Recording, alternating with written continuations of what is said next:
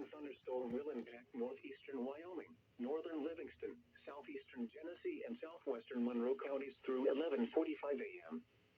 At 10:40 a.m., Doppler radar was tracking a strong thunderstorm near Attica, or 11 miles southeast of Darien Lake State Park, moving east at 15 miles per hour. Hazard, wind gusts up to 40 miles per hour and pea-size hail. Source, radar indicated.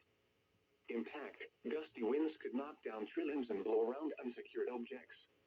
Minor damage to outdoor objects is possible.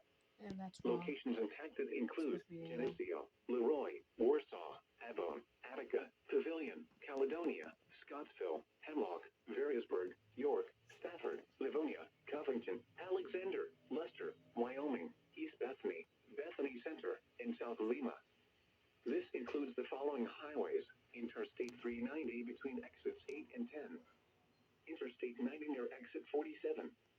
If outdoors, consider seeking shelter inside a building. Frequent cloud-to-ground lightning is occurring with this storm. Lightning can strike 10 miles away from a thunderstorm. Seek a safe shelter inside a building or vehicle. The 10 a.m.